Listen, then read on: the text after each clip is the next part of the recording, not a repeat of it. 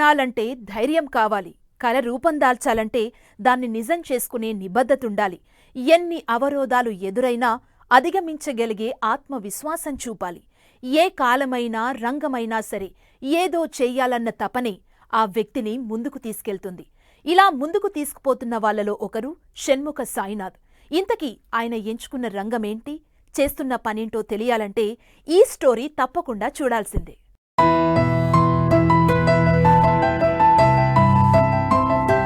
ఇంగ్లీష్లో where there is the will there is a way అని ఒక సామెత ఉంది.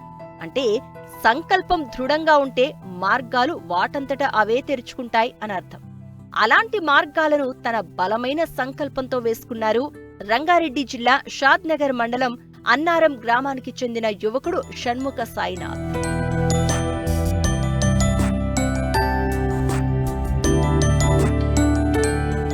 షణ్ముఖ సాయి చదివింది ఎంఎస్సీ మెరైన్ బయాలజీ. కొన్నాళ్లపాటు నేషనల్ ఫిషరీస్ బోర్డులో ఉద్యోగం చేశారు. అయితే తను మత్స్యకార కుటుంబానికి చెందడం, ఇటు చదువు ఉద్యోగంలో ఉన్న అనుభవంతో సొంతంగా ఫామ్ పెట్టుకోవాలని, తనతో పాటు మరికొంతమందికి ఉపాధి కల్పించాలి అనుకున్నారు.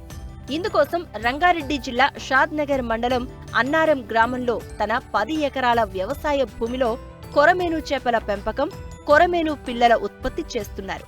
ఇందుకోసం 3 పెద్ద పెద్ద చెరువులు తవ్వించారు. పిల్లల బ్రీడింగ్ కోసం చిన్న చిన్న గుంటలను తవ్వి కొరమేను పిల్లల ఉత్పత్తి చేస్తున్నారు. ఉత్పత్తైన పిల్లలను రేరింగ్ యూనిట్స్లలో పెంచుతున్నారు. ఆ పిల్లను రైతులకు అమ్ముతూ అవి మార్కెట్కు వచ్చే వరకు వారికి అందుబాటులో ఉంటూ సలహాలు సూచనలు ఇస్తున్నారు. అయితే ఇప్పుడు నేషనల్ ఫిషరీస్ బోర్డుతో అనుసంధానమై ప్రపంచంలో అంతరించిపోతున్న చేప జాతులు, అలంకరణ చేపల ఉత్పత్తిని చేపడుతున్నారు. మార్కెటింగ్లో విపరీతమైన డిమాండ్ ఉన్న ఈ చేప జాతుల పట్ల పలువురికి శిక్షణ కూడా ఇస్తున్నారు. 10 ఎకరాల భూమిలో నేను చేపల హ్యాచరీ అనేది మొదలుపెట్టాను. ఫుడ్ ఇతర తినే చేపల రకాల్లో కూడా చేప పిల్లలను అనేది 6 రాష్ట్రాలకి సప్లై చేస్తూ హ్యాచరీ అనేది నడిపిస్తున్నానండి. ఇక్కడ ప్రధానంగా మనము కొరమేను హ్యాచరీ అనేది చేశాము. కాకపోతే ఇప్పుడు మనం ఉన్న తరంలో ఉన్న ఈ ప్రస్తుత పరిస్థితుల్లో కొరమేను అనేది చాలా ఎక్కువ మోతాదులో రైతులు పండించడం వల్ల దాని రేట్ అనేది ధర అనేది కొంచెం హెచ్చు తగ్గులు ఉన్నాయండి. సో దానివల్ల కొరమేను అనేది చాలామందికి లాభదాయకమైంది, కొంతమందికి నష్టంగా అయిందండి. సో దాని కాకుండా మనకి కొరమేను అనే రకం కాకుండా మనకి ఇతర రకాలు అయిన హై వాల్యూడ్ ఫిష్లో మనము సింగి, చీతల్, మళ్ళీ ఇంకోటి మన సీవాజ్ అనేది బారాముండి అంటారు లేదా పండుగప్ప అంటారు. ఈ 3 రకాలు అయిన హై వాల్యూడ్ ఫిష్ని మనము రైతులకి ప్రోత్సాహకరంగా మనం ఉంటున్నామండి. వీటిని కూడా మనం పెంచుకున్నట్టయితే కొరమేను రకము అనేది కాకుండా మనకి ఇతర రకాల చేపలు కూడా మనకి పెంచి వాటి ధర మార్కెట్లో అమ్మే ధరకి మనకి లాభాలు వచ్చే అవకాశాలు ఉన్నాయి. కాబట్టి రైతులందరినీ నేను కొరమేను కాకుండా ఇతర చేపల్ని పై దృష్టి పెట్టాలని ప్రోత్సహిస్తూ ఉన్నానండి. దీని కాకుండా మనకి ఆర్నమెంటల్ ఫిష్ అనేది అక్వేరియం ఫిష్ లేదా మనకి గ్లాస్ ట్యాంక్స్లో పెట్టుకునే రంగు చేపలు అనే వాటిని కూడా నేను ప్రోత్సహిస్తున్నాను. 29 వెరైటీస్ అయిన వివిధ రకాల ఆర్నమెంటల్ ఫిష్ అనేది నేను పెట్టాను. వీటి బ్రీడింగ్తో పాటు వీటి యాజమాన్య పద్ధతులు, వీటి బ్రీడింగ్ అనేది నేను ట్రైనింగ్ రూపంలో అందిస్తున్నాను. ఇక్కడ చూస్తున్న ఫిష్ వచ్చేసి మనకి గప్పీస్ అంటారండి, గంబూజియా అని కూడా అంటారు. దీని స్టేట్ డిపార్ట్మెంట్స్ కానీ వర్షాకాలంలో ఏదైతే కుంటల్లో మనకి వాటర్ అనేది నిలిచిపోతూ ఉంటుందో అక్కడే దోమపిల్లలు వచ్చే అవకాశం ఉంది. అవి మలేరియా కానీ ఇతర వ్యాధులు స్ప్రెడ్ చేసే అవకాశం ఉంది. కాబట్టి ఈ ఫిష్ని మనము కుంటల్లో కానీ ఇంటి దగ్గర ఎక్కడైనా పూల్స్లో కానీ వదులుకుంటే ఆ మస్కిటో లార్వేని అనేది ఇది ఆహారంగా తీసుకొని మనకి మస్కిటోస్ అనేది ఇంట్లో వ్యాపించకుండా లేదా చుట్టుపక్కల వ్యాపించకుండా కంట్రోల్ చేస్తుందండి. దీన్ని గంబూజియా అనేసి అంటారండి. ఈ కోయి ఫిష్ అనేది ఉంటుందండి. ఈ కోయి అంటే ఆర్నమెంటల్ ఫిష్లో వేరే రకం ఉంటుంది, కాకపోతే ఇది ఫుడ్ ఫిష్ వెరైటీ అండి. దీని సీడ్ కూడా అవైలబుల్ ఉంటుంది. ఈ మార్కెట్లో హై వాల్యూ ఉంటుంది. ఇది వెరీ న్యూట్రిషియస్ కార్నివరస్ ఫిష్ అండి. ఇది వచ్చేసి మలేషియన్ బ్లాక్ గోల్డ్ ఫిష్ అంటారండి. ఇవి బ్రూడర్స్, తల్లి చేపలు, మేల్ ఫీమేల్ ఉంటాయి. సో ఇవి కూడా బ్రీడింగ్కి వచ్చే అవకాశం ఉంది. వీటి పిల్లలు అనేది హై వాల్యూ ఫెడ్ చేస్తాయి ఆర్నమెంటల్ ఫిష్ ట్రేడ్లో.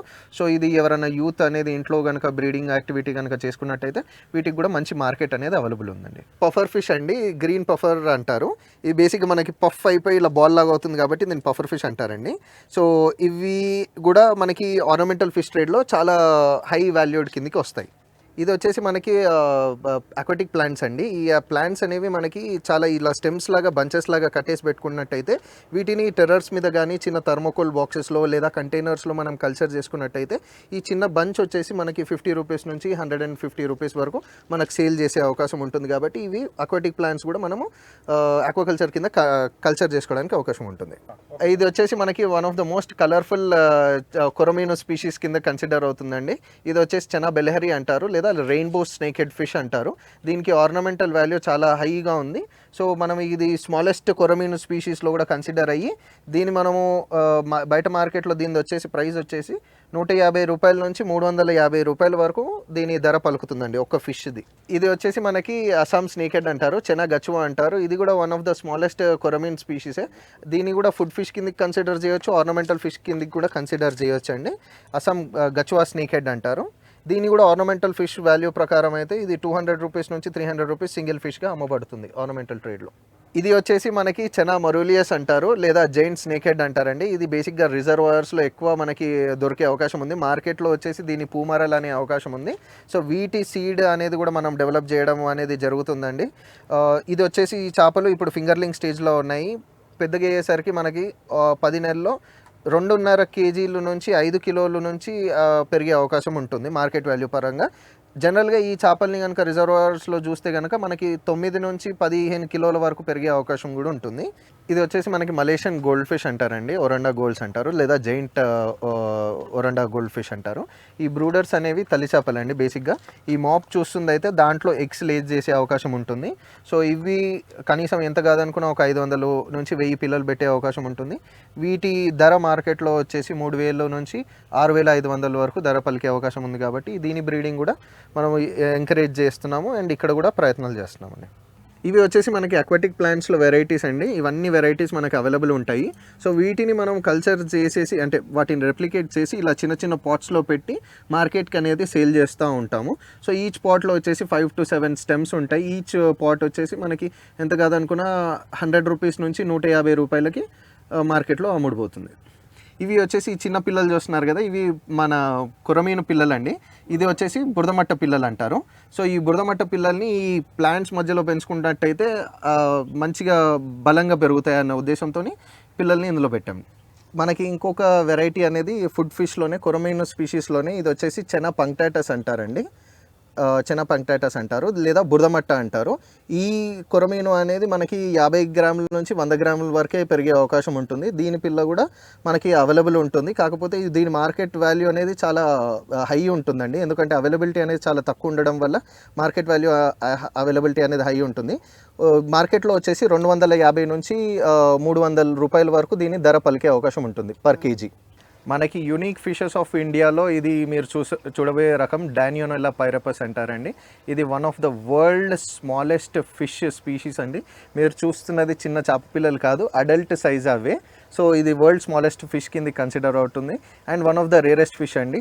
ఎందుకు రేరెస్ట్ ఫిష్ అంటున్నానంటే ఇప్పుడు ఉన్న మనకి వాతావరణ ప్రకారం వీటికి అంతరించిపోయే జాతి కిందికి వచ్చేస్తున్నాయి. సో ఇవి మళ్ళీ ఇంకో కొద్ది రోజుల తర్వాత కొద్ది సంవత్సరాల తర్వాత కనుమరుగే అవకాశం ఉంది. కాబట్టి ఇక్కడ అవగాహన కోసం మన రివర్స్ని ప్రొటెక్షన్ చేసుకోవడం కోసం నేను ఇది అనేది డిస్ప్లేకి ఉంచాను. ఇది వరల్డ్ స్మాలెస్ట్ ఫిష్ డానియోనెల్లా పైరపస్ అంటారు వీటిని. వాటి శరీరం గ్లాస్ లాగా ఉంటుంది and you can see all the organs, అంటే వాటి శరీర భాగాలు స్పష్టంగా కనిపిస్తాయండి చూస్తే కనుక. ఈ ట్యాంక్లో వచ్చేసి మనకి స్పాటెడ్ మురే ఈల్స్ ఉన్నాయండి. Spotted moray eels are one of the catadromous fish. సముద్రం నుంచి రివర్స్కి వచ్చేసి అక్కడ గుడ్లు పెట్టడం అనేది జరుగుతుంది. ఎప్పుడైతే సముద్రం నుంచి మనకి రివర్స్లోకి వస్తుందో దీన్ని పట్టుకొని కన్జంప్షన్ ఫుడ్ ఫిష్ కింద కన్సిడర్ చేసి కన్జంప్షన్కి కూడా వాడుతూ ఉంటారు. కాకపోతే మనం ఇక్కడ ఆర్నమెంటల్ వాల్యూ కిందకి మనం ఇది చూసాము. One of the most beautiful striking coloured spotted moray eels అండి మనకి. ఇక్కడ మనకు చూసేది మళ్ళీ ఇంకొక యూనిక్ ఫిష్ అండి. దీన్ని పైప్ ఫిష్ అంటారు. సిగ్నాథిడే ఫ్యామిలీ కిందకి వస్తుంది. ఫ్రెష్ వాటర్ పైప్ ఫిషెస్ అంటారు. జనరల్గా మనకి పైప్ ఫిషెస్ కానీ సముద్రంలో ఉంటాయి, కాకపోతే ఇది ఒకటి ఫ్రెష్ వాటర్ రకం అనమాట. సో దీంట్లో మనకి ఏంటంటే ఇది దోమ పిల్లల్ని అనేది బాగా కన్జ్యూమ్ చేస్తుంది లేదా డాఫ్నియా మొయినా అనేది కన్జ్యూమ్ చేస్తుంది. ఇది యునీక్ బాడీ కలిగిందండి, థ్రెడ్ లాగా కనిపిస్తుంది. But it is one of the most unique fishes in the world అంటారు. So this is also one of the unique and rare fish that is available with us. మారుతున్న కాలానుగుణంగా శాస్త్రీయబద్ధంగా చేపల ఉత్పత్తి చేస్తూనే అనుబంధ రంగాలను ఎన్నుకుని సమీకృత వ్యవసాయాన్ని చేస్తున్నారు సాయినాథ్. దేశీ వరి రకాల సాగుతో పాటు పండ్ల తోటలు, కూరగాయలు సాగు చేస్తూనే నాటుకోళ్లు, బాతులు, దేశీ ఆవులు, మేకల పెంపకం చేపడుతున్నారు. ఇందులో ఒక వ్యవస్థ నుండి లభించే ఉత్పత్తులు, వ్యర్థాలు మరో వ్యవస్థకు వనరులుగా మారి పెట్టుబడులుగా ఉపయోగపడతాయి. దీంతో పాటు మనకి ఇంటిగ్రేటెడ్ అగ్రికల్చర్, దీంట్లో కూడా ఇంటిగ్రేటెడ్ ఫార్మింగ్ రూపంలో కూడా మన వరి అనేది నేను నాటు రకం వరి అనేది నేను పెంచుతున్నానండి. ప్రీవియస్గా నేను చిటిముత్యాలు అనేది వేసాము. అది ఆరోగ్యానికి చాలా ఉపయోగకరం కాబట్టి రత్నచోడి అనే వెరైటీని ఇప్పుడు వరిలో వేసే ఈ పంటకి వేసే అవకాశాలు ఉన్నాయి. ఇది కాకుండా మనకి మక్కలు కానీ, జొన్నలు కానీ, మనకి ఇంకొకటి రాగులు కానీ అనేది ఇక్కడ మనకి అగ్రికల్చర్ యాక్టివిటీలో. ఇది కాకుండా మనకి ఆర్గానిక్ వెజిటేబుల్స్ అనేది కూడా వేస్తున్నామండి. కంప్లీట్గా ఇవి కెమికల్ ఫ్రీ అనేది నేను ప్రయత్నంలో చేస్తూ ఉన్నాను. మనకి పండ్ల తోటల్లో వచ్చేసి మనకి రామ్ఫల్ కానీ, సీతాఫల్ కానీ, మనకి బంగన్పల్లి అనే మామిడి రకాల తోటలు ఉన్నాయండి. ఇది కాకుండా మనకి నేటివ్ వెరైటీ అని తైవాన్ జామ కాకుండా నేటివ్ వెరైటీ అనేది రుచికరంగా ఆరోగ్యానికి చాలా బెనిఫిషియల్గా ఉండేది నాటు జామకాయ రకాలు కానీ, మళ్ళీ కాలా జామున్, బ్లాక్ జామున్ వెరైటీ కూడా మనకి అందుబాటులో ఉందండి. నేను మన తెలంగాణ గవర్నమెంట్కి అభినందనలు ప్రకటిస్తున్నాను. ఎందుకంటే ఇన్లాండ్ ఫిషరీస్లో మన తెలంగాణ గవర్నమెంట్కి మొదటి స్థానం కలిగింది. Last Indian fish farmers day రోజు మనకి సెంట్రల్ గవర్నమెంట్ వాళ్ళు మనకి తెలంగాణ ఫిషరీస్కి అవార్డు ఇవ్వడం జరిగింది. ఒకవైపు చేప పిల్లల ఉత్పత్తిని చేస్తూనే మరోవైపు మిశ్రమ వ్యవసాయం చేపట్టారు సాయినాథ్. కొత్తగా చేప పిల్లలు పెంచాలనుకునే వారికి ఉత్పత్తితో వచ్చే లాభాలు వంటి అంశాలపై అవగాహన కల్పిస్తూ స్వయం ఉపాధిని ఏర్పాటు చేసుకునే విధంగా శిక్షణ ఇస్తున్నారు. భవిష్యత్తులో ప్రపంచంలో అంతరించిపోతున్న ముఖ్యమైన చేప పిల్లల ఉత్పత్తిని భారీ ఎత్తున చేపట్టనున్నట్లు కార్యాచరణ రూపొందించుకుంటున్నారు.